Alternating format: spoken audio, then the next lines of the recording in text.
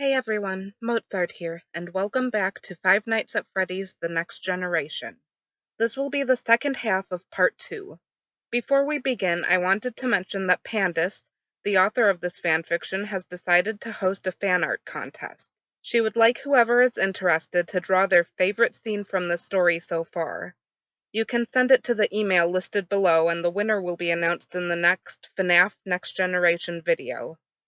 As a prize, she will write a short Five Nights at Freddy's one-shot of the winner's choosing. Well, that's all I have to say, so let's jump right into this, shall we? I head up to the show stage where I see Senorita sitting with a brand new cupcake. Ben was strumming the string on his guitar in a vaguely familiar tune, and Frank was sitting alone, looking at a plushie of himself. I went up on the stage and caught their attention with a gong. Don't ask me why the puppet had a gong in his box. The other three looked up at me in fright. Okay, guys, we need to talk.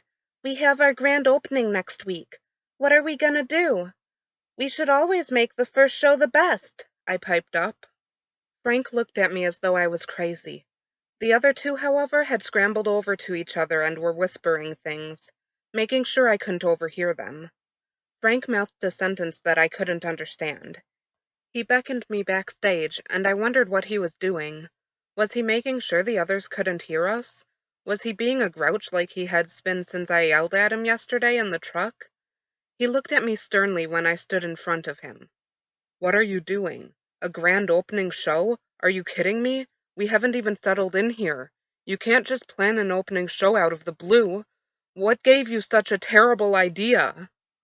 Terrible idea? My idea was brilliant, but the rain cloud had to rain on the birthday party. I assumed that he hadn't read the newspaper. Well, there was something in the newspaper about a poll that was hosted by the editors at a local primary school, about who they're most excited to meet. I must have been the highest. I mean, I'm the son of Freddy. I bet you were the lowest. How dare he? I nearly screamed at his face. Did someone mess with your circuit board and change your mood weigher? You came in at the second highest. I was the highest. You had 32%. I had 56%. What is it with you? You have been acting like a grouch ever since we got here, or to be more precise, since I yelled at you in the truck. I breathed heavily, baring my teeth as I watched his face drop. He looked sorry and guilty. I slowly started to pull my lips together and dropped my tail. He sat up on the bench where a bunch of spare heads were sitting. I shoved a couple away and sat next to him. He looked down at his feet in complete silence. I placed my hand on his shoulder, and he looked up in surprise. I'm sorry I snapped at you, Frank. I have a bit of a temper, and I am also offended easily, I explained to him, but he seemed to understand. Huh, that would have been handy to know before I asked you that question. He looked up and gave me a weak smile. I snorted and tried to stifle my laughter, but failed. I jumped down from the bench and he looked at me kindly and jumped down too. I grabbed a piece of paper from one of the spare supply boxes. I scribbled down some ideas that I had written in my notebook that I kept in my treasure bag and passed the sheet over to Frank. He seemed unsure if he should grab it or not. He blushed a light pink and then grabbed it. When we had finished writing down every idea we could think of and then find a way to put a horrible pun line in there, we started to pack up. Just as I was going to head out the door, Frank called my name. I swung my head back towards him and he blushed for a moment. I walked towards him and he straightened up. Well, Foxina, I have to tell you something. How did I know that he was going to confess to me? He started to shiver and he stumbled on his words. I just looked at him annoyed, with raised eyebrows and folded arms. All I need to say is, I admire you. You are strong and brave and at times stubborn, unlike me who's shy and unconfident and a bit temperamental. But you helped me along, and you know how when you passed out some days ago, I cut him off. My expression changed with my tail up and my eyebrows looking scared. Wait, a few days ago? I was only knocked out for a few hours. I was confused. No, you were knocked out for days, 2 to be precise.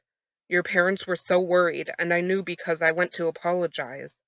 I saw your mom crying at the table.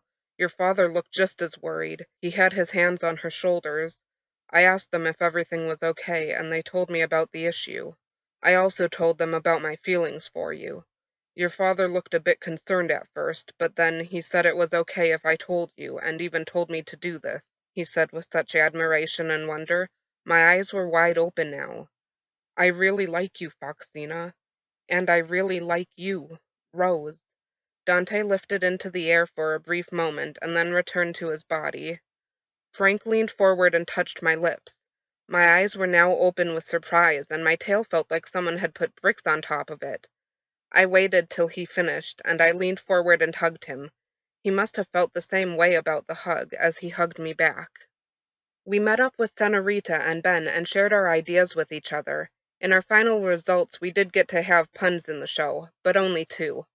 Once the band had finished their songs, they will tell the kids that I will be wanting to do a sea shanty with all the little mateys. I will say no the first time, but when Frank says it's for the kids, I will agree and the Pirate Cove curtains will open. After a quick run-through of the lines, which were carefully written by Ben, we all went home. Well, except for Frank, who went home with me. When I came through the curtains, Mom and Dad looked up in excitement when they saw Frank. "Oh, my little girl is growing up. I'm so proud of you for being social enough to go out with someone." Mom was hugging me, which was embarrassing. Dad didn't say anything, but I could tell he was proud too. "Mom, Dad, I didn't say I was going out with Frank."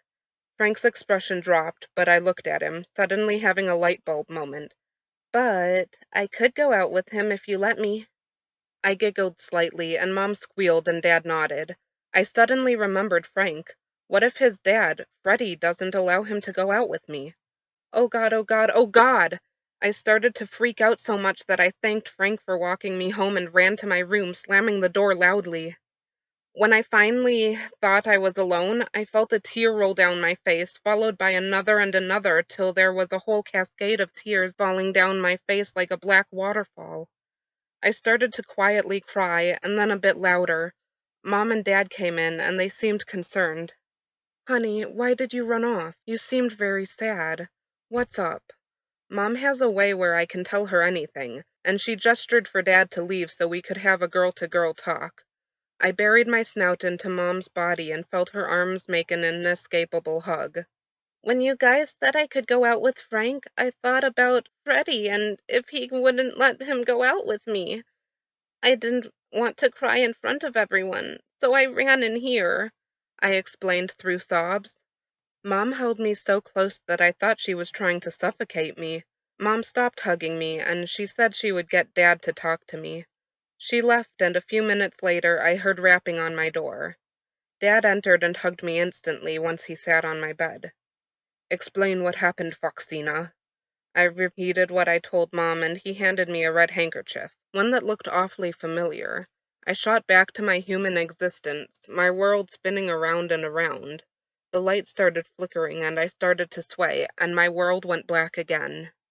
I woke up again to find myself in front of the TV, and I was lying on the sofa. My favorite channel was on, and I had the coffee table right next to me. On the table was some hot chocolate in my favorite mug by my side. Frank was sitting on the end of the couch, watching me as if I was his favorite show. "She's awake. Foxy, Toy, she's awake." I sat up, and everything seemed to slowly become clear. Mom and Dad ran towards Frank and I. Mom went to go make some food, and Dad went to go talk to the security guard. "Frank?" I said breathlessly, and coughed. He grabbed the mug of hot chocolate and pressed it to my mouth and tilted it slightly, and I took a small sip. "Frank," I said again, less breathlessly. He shuffled up so close to me that he was sitting on my toes. "Yes, what is it, Foxina?" he answered. "What did your dad think about us going out? That's why I ran off crying." "Well, he said no, so I came over to tell you and your parents. But when I saw you lying on your sofa, they wanted me to stay close in case you woke up and started to cry again. Your dad talked to my dad, so I can go out with you." He kissed me lightly on the cheek. 1 week later. I was standing near the outside of my house, getting ready to perform for the kids. Frank finished the last note. "Okay, everyone, I would like you to get your dancing shoes ready because over here we have Pirate Cove and my friend Foxina wants to dance with you, Frank said to the kids and turned to Pirate Cove.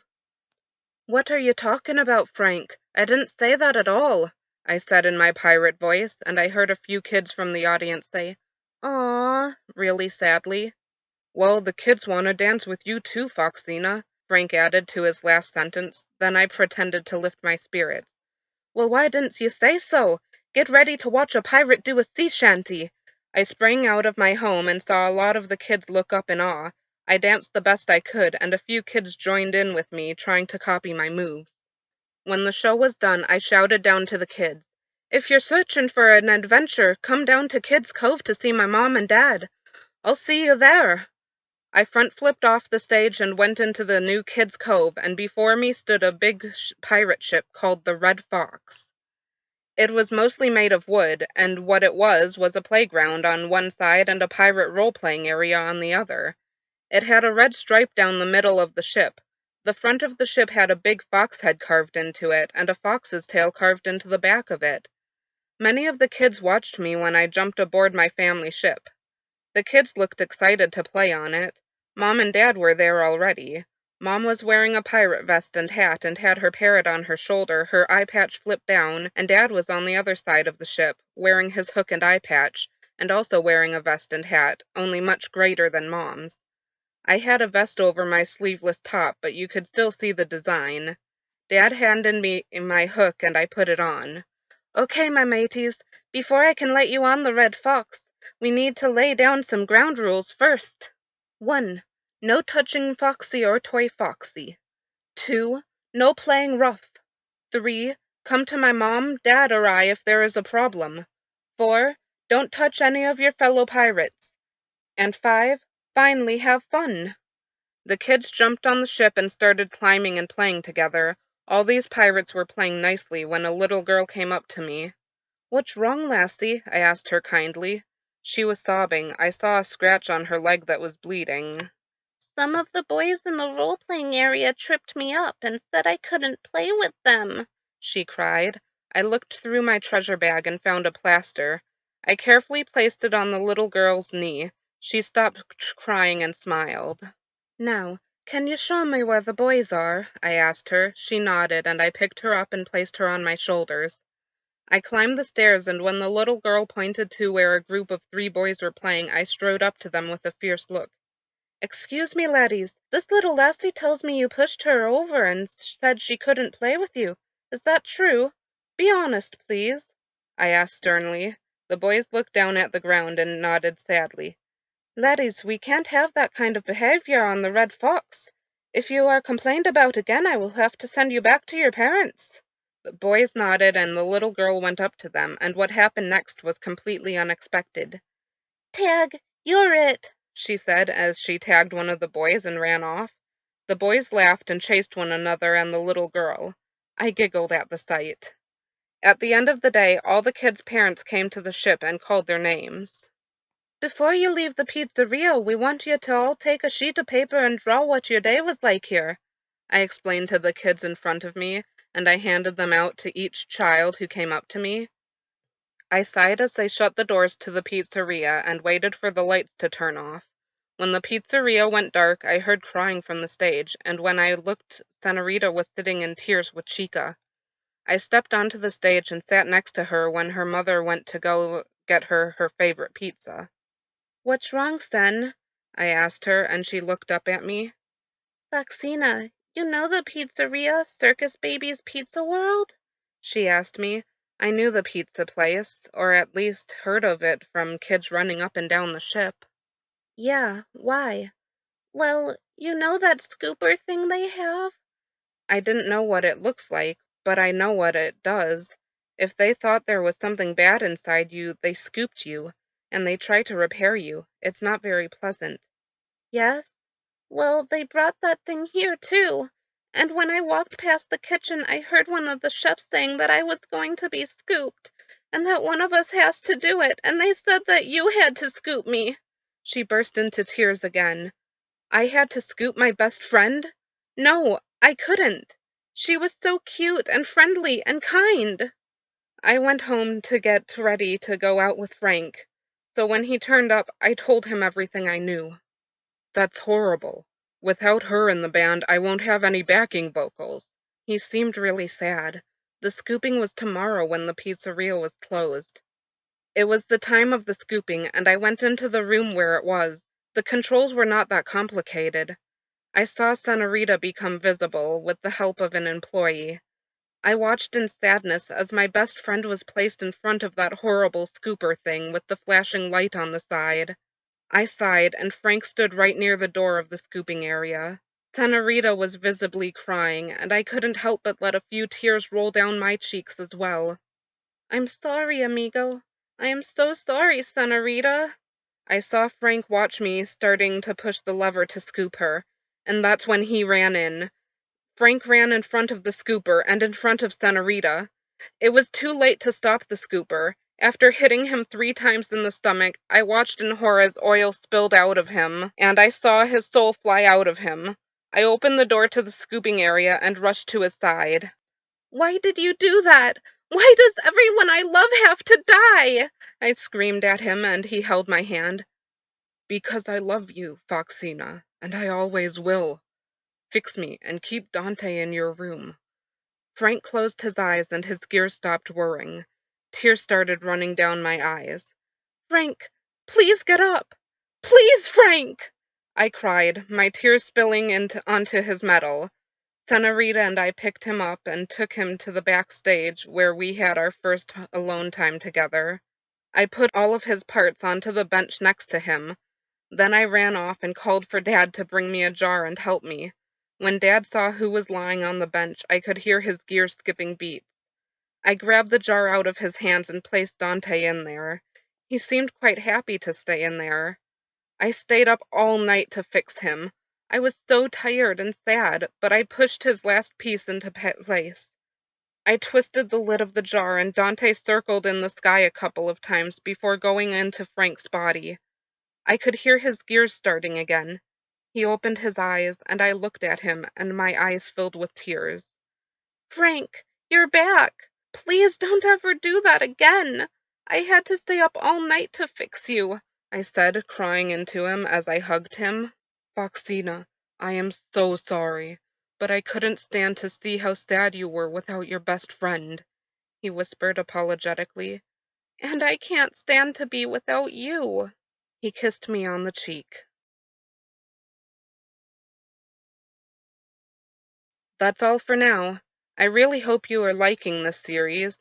I think it's an awesome story so far, and I'm so happy that I am able to share it with all of you. If you are enjoying it, you can like this video, leave a comment, or maybe even subscribe. I'll see you next time. Bye!